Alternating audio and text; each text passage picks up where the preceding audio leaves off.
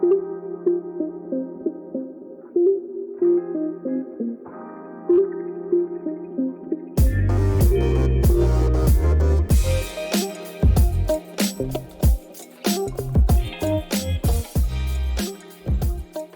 going on, everybody? My name is Joey, and you're listening to a new episode of the Skyward cast. But today it's going to be a little bit different. I hope you don't hear that truck in the background because it's making a lot of noise. But anyway, today's going to be a little bit different because it's just me today.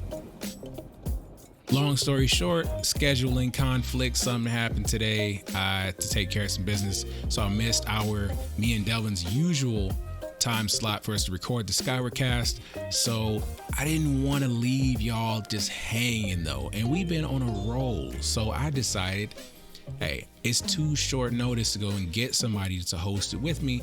So how about I just hop on here, talk about a couple topics, give my opinion, and if people like it, they like it. If they don't, they don't. And it is what it is. You know what I'm saying? If you don't like it, you can suck it. I'm just joking with you. I'm just playing. I'm joking. Nah, but for real, man, I hope y'all enjoy it. And, but you know, hey man, we're going to try to keep this as normal as possible. So what I'm going to do is I'm going to take a rap that Delvin did from a previous episode, and I'm going to bring it into this one right now.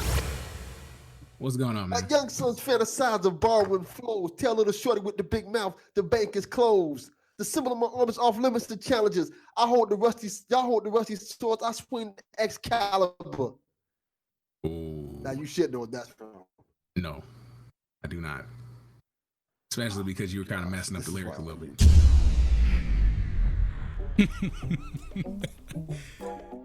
You can barely tell the difference. It's like he's still here. Anyway, man. All right, let's get to these topics.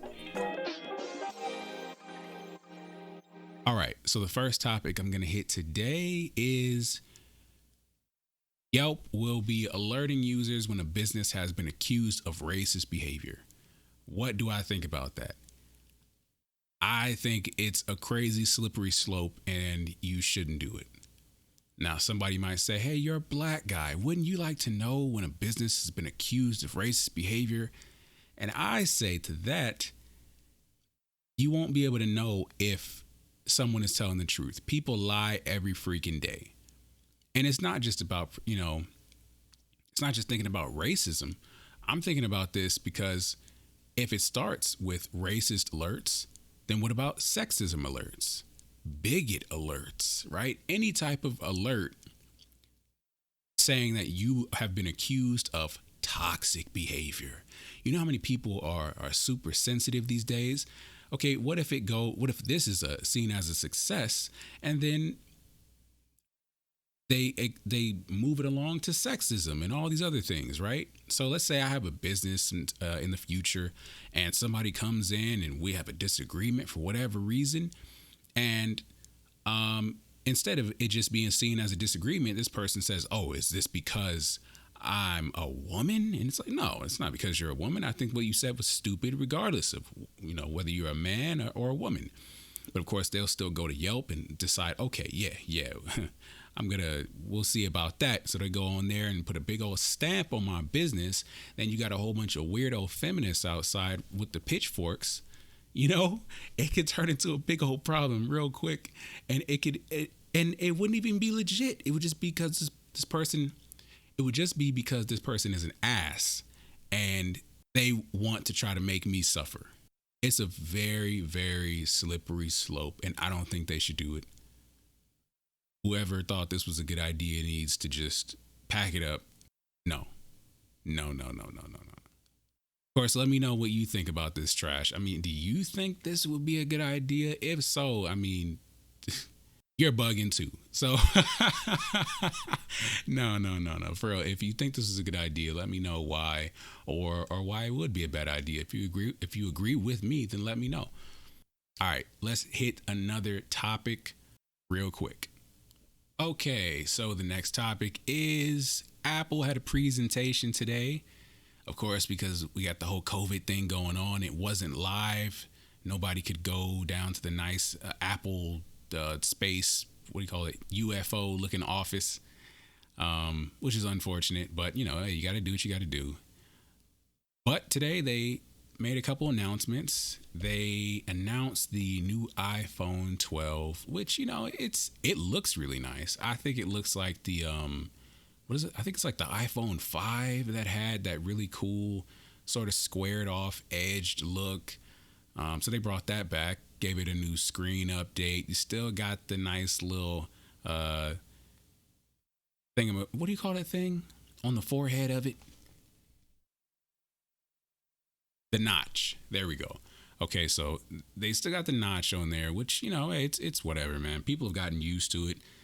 I'm just glad a whole bunch of companies aren't still following Apple and copying the notch on their phones. I thought that was the dumbest thing in the world. Of all the things that you could copy from Apple, you copy the notch. Anyway, so of course they got a new screen, they got some updated cameras, typical trash. And they got like 4 different versions. So they got the iPhone 12 mini, the normal iPhone 12, the Pro, and the Pro Max. They got some cool colors. They actually got gold this time. They didn't do what they did with that rose gold, which was actually pink. No. It's actual gold, which is pretty nice looking, but I'm still probably not going to get one. I don't have money like that. That's expensive. And I don't like to, be leasing a phone. No. So, but it looks nice. But the thing that stood out to me. Okay, wait. Before I was about to go all into the iPhone, and I already did. But they did, of course, announce the HomePod Mini. I mean, for those that really care about smart speakers, well, there you go. You might want a smaller one. I didn't really like the fact that there's no buttons on it and you got to really use it by talking to Siri and all that crap. I get it. It's really cool if you're already into that Apple ecosystem, but I'm not. So yeah, not really my thing. But anyway, back to the iPhones. So what they did was that kind of stood out to me. Well, annoyed me and annoyed a bunch of other people based on Twitter. They decided that they weren't going to throw a charging brick into the box. And this was kind of in their environmental protection section of the presentation, talking about what they did to cut back carbon emissions or whatever, which was cool. Hey, you can't knock them for trying to protect the earth, man. It's our only planet. You got to take care of it. So props to them for that. They I think they said that all of their offices are running off renewable energy. That's fire, Hopefully by doing that, we will have less fires in California. But all right, bad joke. Anyway, so they decided that they're going to take the charging brick out of the box because there's like 50 billion of them out there and people could just use another one that they got from one of their other Apple devices. But okay, so what they did with this one, on this one, it has a Lightning to USB-C cable. But all the older devices, I think they were including those charging bricks in that big number that they gave, but those ones were Lightning to USB type A. So that's not compatible with it. And I think that's all their devices before the iPhone 10, around the time the iPhone 10 came out. So they probably did that switch from type A to USB-C with iPads and maybe even Apple Watches. I don't know what that charger looks like. So all these newer devices, if they probably kept the charger with them, you know what I'm saying? If someone upgraded, then they're probably going to sell it. And they're probably going to want to package that charger in with the phone, or whatever Apple device has a Lightning to USB type C charger. So doing that when you just recently made the switch to that type of cable or charging brick, that doesn't make any sense. That's an extreme inconvenience to your customers. So now, while you're talking about, okay, we get to save on packaging, you're cutting costs for you as a company and then passing that cost over to the customers that are already going to have to buy your, not going to have to, but they are going to buy your already expensive phone. So that's just Apple being Apple, which is some absolute BS. But of course, a lot of people are going to eat it up and they're going to say, oh, but you know what? This is just Apple getting us prepared for the future. This is what they said when it came to the freaking headphone jack, which still loads of people love to have a wired option. Wireless requires batteries, and that trash dies. It's nice to be able to have an option to pull it out. And I know a lot of people, you have the little dongles, but who wants an extra freaking dongle? What I never understood is how Apple is considered one of the most advanced freaking companies in the world, but they require the most freaking dongles. How is that convenience? Anyway, that was my mini rant on Apple. Other than that, I think that was pretty much it. Just the HomePod and the couple iPhones. They got some new colors out. I mean, they're cool. I like that blue. That's clean, but that's pretty much it. I'm not an Apple hater, man. I know somebody's like, oh, God, he's an Android guy. I am an Android guy. But that's just because I like the fact that the OS is more open. And you don't have to do any freaking hacking and all. I mean, you might, if you want to sideload an app or something, you got to go turn on developer options, but that's about it. Who cares? But anyway, next topic. Okay, so the third and I think maybe final topic is AMC is saying that they might run out of money by the end of 2020, which of course got me thinking, what would the world be like without movie theaters? Now, look, if anything does happen to all the current owners of all movie theaters right now, I don't think that we're going to be without movie theaters. I think we're just going to go to a bunch of safer options. So, drive-ins are going to become a bigger thing. And, I think it's just going to become more of a niche thing. It'll come back at some point. Other companies might come up and buy up AMC. And so they might do it a little bigger and better, hopefully, because look, my biggest complaint with theaters has been that it's too much, it's too expensive, and the experience that you get is as basic as possible. In the average movie theater, it is literally just snacks in the front, go sit down on this borderline basic chair and watch something on a big screen. And the thing is, a lot of us at home, we're getting bigger and bigger screens in our houses all the time. So you're not really giving us an experience that is that much better than what we have at home. Look, I get it. Nobody has a screen that's the size of a freaking movie theater unless you're rich. But that's not much.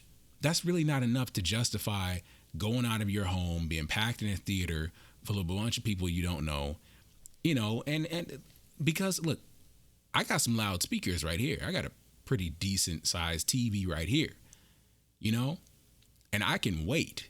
So you need to do something a little more to convince me that that's something worth spending $20-$30 if you're going with more people. Some people might be thinking $30, that's it. Listen, I bring my own snacks, okay? I don't give a freak what none of you guys are talking about. These snacks aren't allowed. I will bring a bag. I will bring a big hoodie, and I will have all my snacks on deck. Do you hear me? I don't play that game. You're not going to get me with those freaking $5 snacks for a little box or something I can get at the 99-cent store for 99 cents. Like, how do you go that far? You're paying $10 for a combo pack. That's popcorn, one tiny little box of candy, and a soda. That's nuts. Popcorn, candy, and a soda for like $10. No, thank you. I will bring my own soda. I will bring my own candy from the little store that they got right in the same shopping center. And maybe you might get me to buy a little icy from you or something, which I don't really do ices too much because there's a lot of food coloring and sugar and trash like that. But hey, man, sometimes. Anyway, back to what I was saying. Do I think that they're going to disappear? Nah, I don't think they're going to disappear. I think they're going to come back and hopefully that they do it better. But I mean, you're not going to convince me right now to go to any type of theater. So I don't care if it's Tenet. I don't care if you brought out freaking, what's the name of that movie? Something Doctor Strange. I don't care if you brought out Doctor Strange early. You're still not about to convince me to go sit in a theater with a bunch of people after I was just told a couple months ago that I need to wear a mask and that you need to separate by 6 feet. So I'm supposed to go in a packed theater just so I can enjoy a movie? Is it really that deep? No, it's not, good sir. So look, if these theaters got to die, hey, I don't know what to tell you, man. It's a cold situation that we're going through right now. I never really realized that so many of these theaters, that they were just, all it took was an event like this and they could just be knocked out. You would think that these businesses, if they've been around for decades and decades and decades, that they would have some money set aside for an emergency. But no, so many of them need to function every single day to survive. Dang, man. And it's a cold situation, of course, because you got other people, because some of these businesses out there, they were paying rent. I'm like, dang, Cheesecake Factory is actually paying rent? I thought they owned a lot of these buildings. I mean, but it makes sense. I guess they're pulling the same stuff that anybody else does, right? You go out and you go get a bunch of these places on a mortgage, and then you pay off the mortgage with the money that you get from everyday business.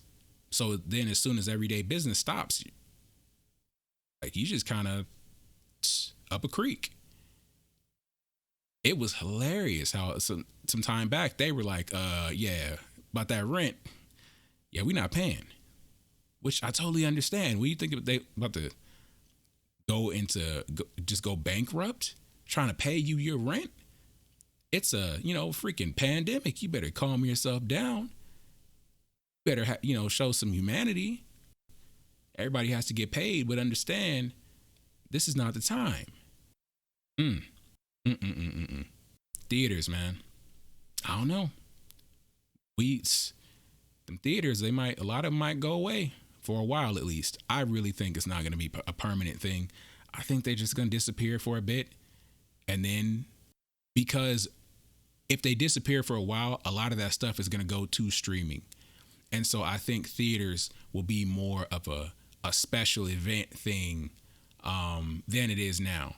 Because they were really, especially with like Movie Pass and all that, they were really trying to make it like a casual thing that you do every week, But I think it'll be more of an event, like going out to, I don't want to say like Disneyland. Of course, that's like a grand vacation type event, but you know what I mean? Like a real night out, which I would enjoy. Reinvent the experience, man. It's real stale. That trash is just not going to work now. We have way too many conveniences at home. Like, that's why this is a totally separate business, but that's why Toys R Us died at first. Because, you got Walmart. You can't have just a specialty store and expect to survive when you have these all-in-one stores where I could say, all right, I'm gonna go over here to McDonald's while I'm at Walmart. I'm gonna go check out these shoes, maybe go pick up a box of cereal, then maybe check out some little, cheap clothes. I got the little 3 for $10 t-shirts. So, and then I'll hit the toy aisle, right? That's convenience right there. So what are you doing as Toys R Us, as a specialty store? What are you doing to make whatever you're offering a better deal than all that convenience that you could get at a Target or a Walmart or a Costco? And that's why they flopped. And now they're supposedly going to come back, but that was before this happened. So I don't know. They might be like, dang, bruh, we were trying to come back, and it was supposed to be this like experience, like sort of an amusement park, a toy amusement park for kids, which it should have been from the beginning. It should have been like a thing where, a kid can go to freaking Toys R Us and want to come back with a Toys R Us branded bunny or a bear or a shirt. That type of experience.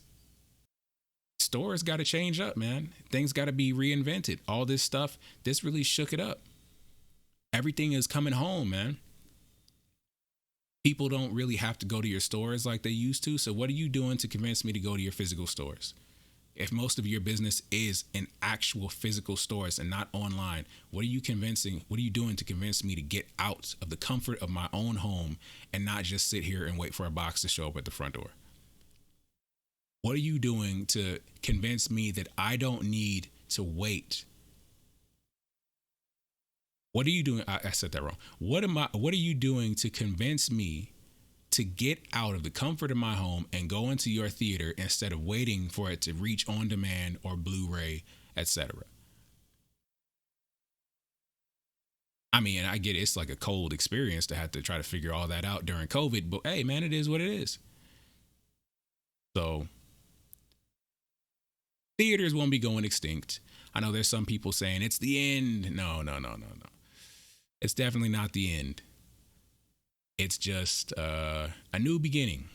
I don't know what that's gonna look like, but they better do something right, because yeah. Anyway, let me know what you think about that. Is this gonna be the last topic? I don't know.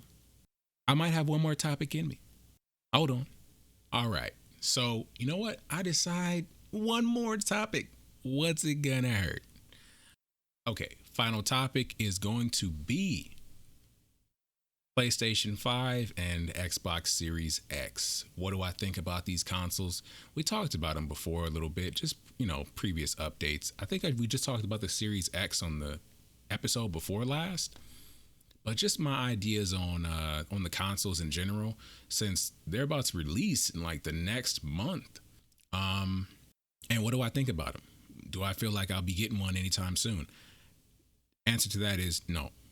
I don't think I'll be getting one anytime soon. One, because I don't have the money for it. But even if I did,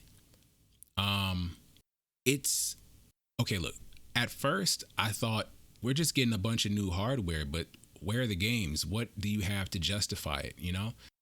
They look really nice. I like the vertical setup of both of them. Yeah. The idea of higher frames, better graphics. Yeah.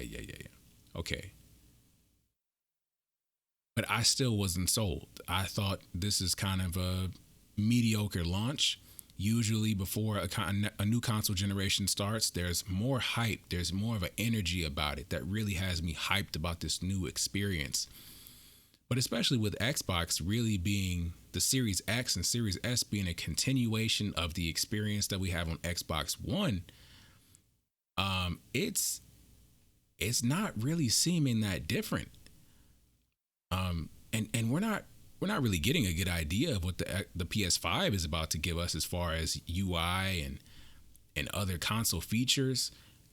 I think they talked about Sense. What is it? The little weird experience that you're supposed to get with the new controller, and you're supposed to get better loading speeds and all that. But we don't even know what the UI is going to look like, and it's about to come out in like a couple weeks.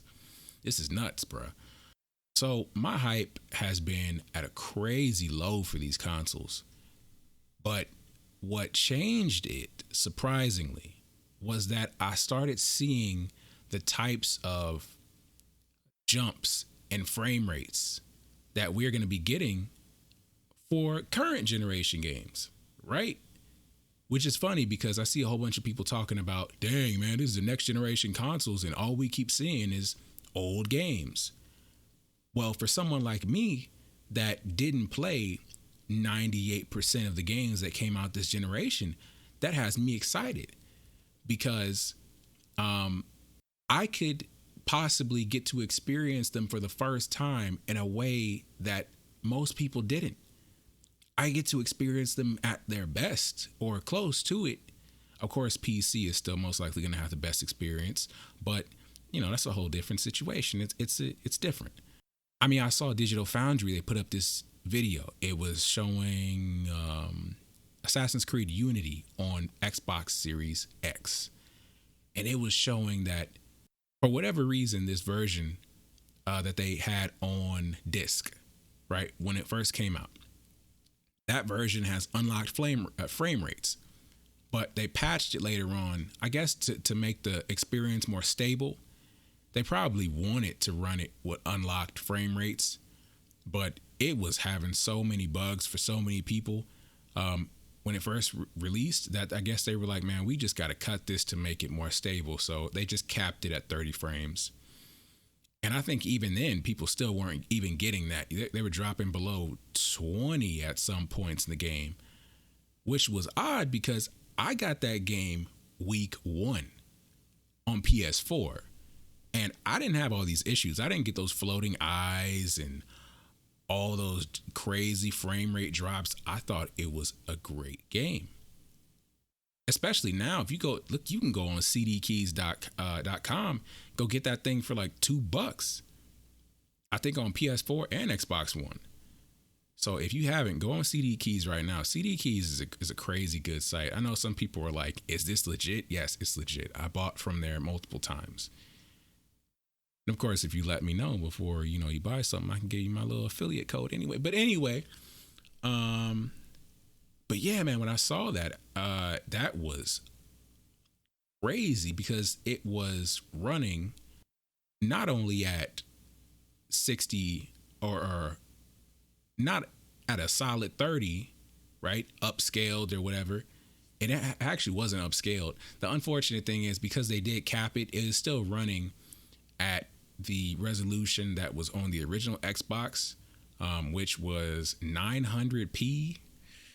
Yeah, I know a lot of people forget, but that original Xbox, the one that I still run on, the original Xbox One, was kind of weak, you know what I'm saying? Because it was like some of those resources and money had to go to the Kinect, which turned out to be an absolute flop, which is unfortunate because I thought it had a lot of potential. So it is locked at 900p, but it's 60 frames solid. For the unpatched, buggy release version of Assassin's Creed Unity, that was crazy.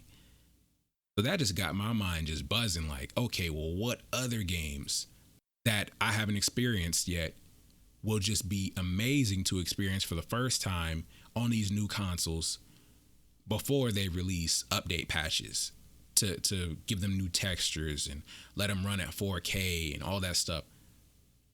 So really, it's having me not even really be worried about trying to, because at first my plan was everybody else is moving on to these new consoles. Like, bump that. I can go because these new consoles are going to be out. The old ones, well, they will be old in a couple weeks. They're going to be dirt cheap. So I can go get a PS4 Pro. I can go get an Xbox One X and just be straight. And I'll still be able to play because cross-play is becoming more of a thing. Unfortunately, it's not that much of a thing as much as it should be on PlayStation side. But fortunately, Microsoft is going hard with it. So I'll still be able to play with everybody. So it's whatever, right? But then I saw those frames, bruh. And it was amazing. I'm like, I need it. I want that so bad. I want to experience Assassin's Creed Unity with those frames.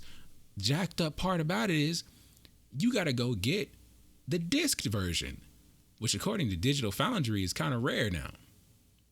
Who would have thought? I guarantee you I could find it. But still, man, all those games I haven't played. I didn't play God of War. I didn't play, of course, this is more recent, but The Last of Us 2. Look, 90% of the games, Bloodborne, freaking on the Xbox side, I didn't play Halo 5. I didn't play any of the Halos. I'm just talking about Xbox One games. 90% of the current generation games I have not played. So the fact that I could get the experience that you were supposed to have on those consoles now on the newer hardware, and plus is sort of future-proof myself, that has me hyped. So truly, it is current generation games, and the fact that 99% of them will work on the new hardware day one for both consoles, that has me hyped for it. And then, when something comes out that I want to play that's new, I can do that too. That's all it is. I have almost next to zero hype for any of these new games that they showed at any of these presentations, PlayStation or Xbox, which is unfortunate, but it's unfortunate and not at the same time, because it's like I still have lots to play. And and most of these new games that they're showing are sequels anyway. So I'm not going to be playing any sequels until I go play the other ones that came out on PlayStation 4 anyway. I'm not going to be playing the new Ratchet and Clank until I play the remake that came out a couple years ago. I'm not going to be playing the new God of War until I play the other one. So anyway, that's how I feel about the next generation consoles. I'm hyped for them. It's kind of sad that it took seeing these current generation games run that great to actually build my hype up. You know what I'm saying? It should have been these newer games, but they will come. I know they're going to come at some point. It's going to be something good. So that's about it, man. Which one would I pick up? I think Series X, maybe PS5. I don't know. Look, I want both of them, but right now I think I'm leaning more Series X. But yeah. Anyway, thank you for listening. I appreciate you. I know this is kind of an awkward episode. Yes, it is just me by myself, but hey, it kind of went better than I thought it was. You know what I'm saying? I was over here like, oh my God, how is this going to be? But I mean, I'm just sitting here saying all the things that I think in my mind. It's just, I don't know. That might sound weird. Of course, if you haven't followed me already, look, if you're listening to this, I know you already followed me. I don't have to tell you, but if you don't, then hey, follow me on Twitter at Skyward King. You can follow Delvin even though he's not here. I understand. At Delvin_Cox on Twitter. Go check out the Delvin Cox Experience podcast and all that other good stuff. Thank you for listening. I will talk to you later. Peace.